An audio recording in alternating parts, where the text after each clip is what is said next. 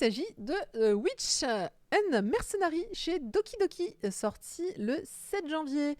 Pareil, je l'ai reçu très très tôt. Merci du coup l'édition Doki Doki. Je l'ai reçu super tôt et donc je pensais le mettre dans une. Je pensais en parler dans les dernières semaines de décembre, mais malheureusement je n'ai pas pu. Donc c'est maintenant que j'en parle. Et du coup je suis presque en retard. C'est un titre de Makoto Miyagi et un scénario de Kaeru Chokiteki. Alors, c'est parce que c'est tiré d'un light novel qui est disponible aux éditions Mao. Je crois qu'il y a 2 tomes de sortie. Donc, normalement, il est possible que vous... mais je connais déjà. C'est parce qu'il y a un light novel et qu'il est disponible en France. Donc ça, c'est le manga. D'ailleurs, il y a une jolie couverture. Regarde-moi ça. Ils ont fait un effet argenté qui est pas trop mal, et j'aime beaucoup la couve, je la trouve assez cool. Il t'a énervé? J'aurais aimé en parler en live, il t'a énervé. Et ben alors, qu'est-ce qui s'est passé? Donc, c'est exactement comme c'est écrit dans le titre. Witch and Mercenary, c'est l'histoire d'une sorcière et d'un mercenaire. Voilà, j'ai fini ma chronique. Hop.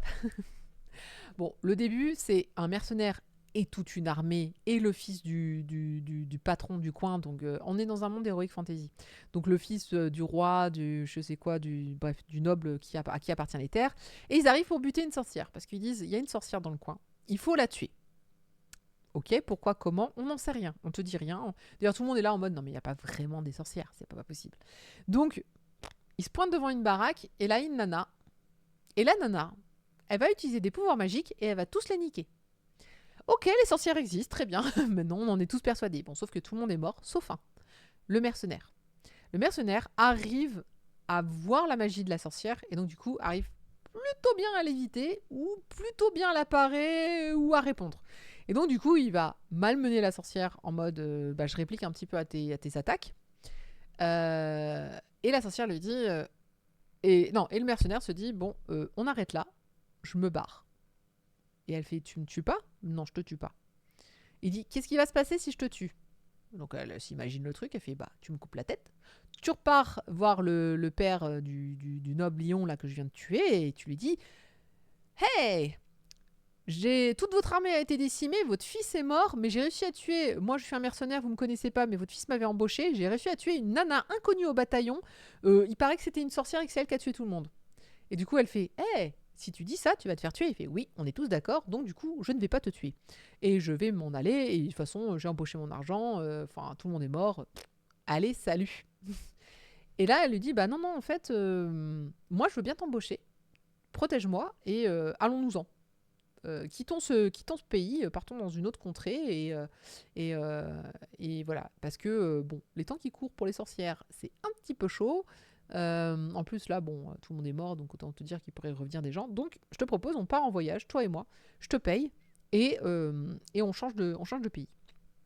Et du coup, lui, c'est un mercenaire. Il fait bah, tant que tu payes, je te suis. Et donc, effectivement, va commencer les aventures. C'est pour ça que j'ai mis le petit trailer aventure, le jingle aventure. Va commencer l'aventure entre donc ce mercenaire et cette sorcière à travers le pays. Et on en apprend un peu plus sur le mercenaire. Pardon, ça gratte. Un peu plus sur le pays, un peu plus sur la sorcière, ses pouvoirs, son existence, le truc du comment. On apprend qu'elle est richissime. On découvre les cuisines locales, donc ça c'est la petite sorcière. Qu'évidemment, elle est très gentille, qu'elle n'est pas méchante du tout. Si les autres voulaient la buter, c'est parce que une sorcière, il faut tuer les sorcières. Parce que quelqu'un un jour a dit il faut tuer une sorcière. Donc, au début, elle n'était pas super joyeuse. Au début, d'ailleurs, on l'appelait la sorcière silencieuse. Il disait parce que c'est pas une sorcière méchante, mais à chaque fois qu'on est arrivé pour la tuer, elle a tué les gens en retour. No wait, Sherlock. Vous êtes en train de dire qu'elle se défend à chaque fois? Oui, elle se défend à chaque fois. C'est scandaleux. C'est honteux. Voilà, ça fait plus de 100 ans qu'on la chasse. Donc, du coup, mais elle attaque jamais personne, à part ça. Alors, elle fait des petits golems. Elle fait des pics. Elle fait des poteaux aussi. Voilà. Elle a des super pouvoirs. Mais oui, effectivement, jusqu'à présent, elle n'avait pas. Donc, elle donne un peu de fil à retordre auprès de notre mercenaire. Donc voilà, elle était pas, c'était vraiment pas une méchante. C'est juste que elle vivait là et c'est tout. Et donc c'est ça. J'aimerais que vous deveniez mon garde du corps. Je lui imagine tout à fait cette voix au moment où elle le dit. Donc c'est un manga qui, pour l'instant, propose pas énormément de choses, dans le sens où, pour l'instant, le début, c'est plutôt rencontre entre les personnages. Mais enfin, elle ne peut pas se laisser tuer. Mais quelle sorcière, cette femme. C'est ça. D'abord, elle se défend. Après, elle demande des droits et ça finit en féminisme moderne. Ah bah voilà. On ne l'appelle jamais comme cela car elle ne cherche jamais à se venger. Donc elle reste silencieuse. Et oui, c'est exactement ça. Donc c'est voilà, elle est pas méchante, effectivement. Mais bon, elle va peut-être se barrer parce qu'elle en a marre. Là, on a quand même fait. C'est une armée qui est venue la chercher. Donc elle s'est dit bon, c'est pas cool. Je suis pas contente. Le premier tome, donc comme je le disais, c'est la rencontre entre les personnages. Donc littéralement, la première bataille, le fait qu'ils partent ensemble et le fait d'atteindre ou pas le futur fief. Donc à un moment, il y a un plan qui montre qu'effectivement, je crois qu'ils traversent quand même la mer. De toute façon, ils prennent un bateau.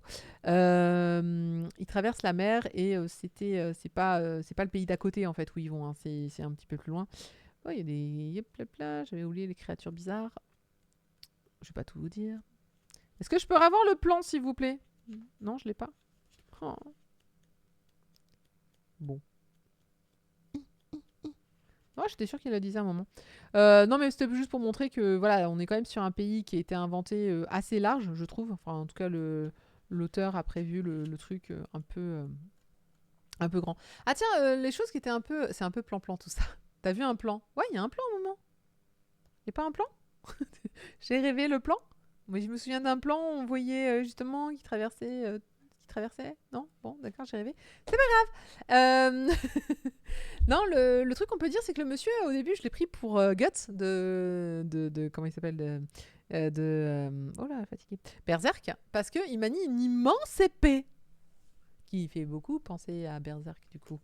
Seulement voilà, non, ce n'est pas une immense épée à la Berserk. C'est une double épée. Toujours plus, toujours plus. Voilà, c'est une double épée. Il se combat à 2 épées, le monsieur. À de très grandes épées. Mais 2 épées quand même. Comment on manie 2 épées? Bon, je sais pas. D'ailleurs, la plupart du temps, il en a qu'une. Puis parfois... Ah non, il y en a vraiment 2. Ah, c'est vraiment... Ah si, on le voit là, il tient le truc. Donc t'as un bout là, un bout là. Ça fait plus... Ça fait plus grand bâton avec une épée, quoi. Par contre, t'as un insigne qui est trouvé dans un buisson qui ressemble à du bataillon d'exploration de l'attaque des Titans. Ça serait drôle, mais bon. Une bordure à la FF7 en mieux qu'il y en a 2. Oui, tout à fait, je suis d'accord avec toi. Mais là, il y en a 2. Donc du coup, parfois, il la tient comme une épée, alors ça me fait un peu bizarre. J'ai du mal à voir comment il peut le truc, mais bon, pourquoi pas. Il aurait fallu avoir le tome 2 pour vraiment s'en rendre compte. Il y a 7 tomes, la série elle est en cours au Japon. Je trouve que le tome 1 il est pas assez suffisant pour savoir de quoi qu'on va parler. Parce que là, très clairement, bon, si le reste du titre c'est le quotidien de 2 personnages un peu à la. J'allais dire. Ah zut, j'ai perdu le nom. The Sorcerer. Bon, ok, mais ça pète pas 3 pattes à un canard. Moi, j'attends le fil rouge. Il est où le grand méchant ou la méchante ou c'est quoi le but du jeu? Si le but du jeu c'est le quotidien d'une sorcière et d'un mercenaire dans un monde d'heroic fantasy, bon, pourquoi pas, mais c'est pas très ambitieux. Et c'est vrai que le tome 1, pour l'instant, ne te présente que ça. Je suppose que dans le tome 2, il va y avoir une suite et il va y avoir plus de choses qui vont être proposées, présentées. Le tome 1 est tellement mal expliqué. Je trouve aussi. Je trouve que le tome 1, il est un peu tendu sur l'explication. Zoro manie 3 katanas, c'est un little player l'épéiste. Oui, mais il en met un dans la bouche. Là, tu peux pas le mettre dans la bouche, celui-là. C'est vrai que je l'ai trouvé un peu léger. Voilà. Les personnages sont cool. Le mercenaire et la sorcière, je les trouve très cool. Ils sont plutôt fun. On voit des monstres, on les voit attaquer. On a un peu d'explication de pouvoir. On a un peu d'explication, quand je disais, sur le monde. Mais c'est à peu près tout. On se croirait dans un RPG où tu arrives dans une taverne, tu as tes personnages principaux, tu arrives dans la taverne et tu dois parler avec tout le monde et tu en apprends un petit peu plus sur le lore, mais ça s'arrête là. Et il n'y a pas de... Voilà, il n'y a pas plus que ça. Donc, il va falloir, quand elle explique comment fonctionne la magie et le système de guilde, oui. Ouais, il y a beaucoup de choses dans le dernier chapitre. Mais du coup, j'aurais aimé voilà, un petit peu plus. Donc, il faudra attendre le tome 2 pour que je vous dise si ça vaut le coup ou pas. Voilà. Je vais attendre le tome 2 pour vraiment me décider sur est-ce que moi je continue la série ou pas. Maintenant, si vous aimez l'Heroic Fantasy, si vous aimez... est-ce que j'ai beaucoup d'Heroic Fantasy en ce moment? Ouais, il y en a un petit peu, genre... c'était Selvin, non je sais pas où est-ce qu'il est. Il y en avait un d'Heroic Fantasy qui était là. Sorcière Aventure. Voilà, les thématiques sont bonnes. C'est-à-dire que je pense que si vous aimez ce type de narration, d'histoire, ça passe crème. Franchement, les personnages sont cool. L'univers est plutôt bien dessiné, bien décrit. Il y a un vrai lore, il y a un vrai système de fonctionnement, etc. Céleste qui dit les persos changent de continent et sont tous les deux dépaysés. Continent d'origine, pas de magie sauf sorcière. Oui, tout à fait. Et continent d'arrivée, fantasy standard. Mais bon, après le light novel est bien noté sur le net, donc gageons de voir la suite. C'est ce que je pense aussi. Si c'est tiré du light novel, que le light novel est sorti en France quand même, donc je me suis dit, il doit pas être si mal que ça, qu'on en tire le manga, à mon avis, je pense que la qualité va en continuant. Donc, moi, effectivement, je parierais sur la suite, en me disant que la suite va être bien meilleure que le début. Et donc, lisez Frieren. Oui, aussi. Mais tout le monde lit Frieren. On n'a même pas besoin de dire lisez Frieren. Je pense que tout le monde lit Frieren. C'est un truc que les gens aiment bien. Et en ce moment, ça marche bien, Frieren, très clairement. Sorti le 7 janvier. Le prochain tome, ce sera le 4 mars. L'extraordinaire apothicaire. C'est celui qui est chez Tonkam, non? Je l'aime beaucoup, celui-là. Et je le trouve très, très, très, très, très, très, très cool. Il y en a deux en ce moment. Il y a l'avocat à la cour et l'extraordinaire apothicaire que j'avais beaucoup aimé sur les histoires de Sainte, qui était très chouette. Histoire courte de Ko Nikaido, oui, si vous avez la flemme. Mais j'ai déjà survendu l'histoire courte de Ko Nikaido. Donc, merci Doki Doki, et on se dit rendez-vous donc le 4 mars pour la suite. Traduction de Camille Velien, le lettrage de Jean-François Lessen, et ça vaut 7,95 €.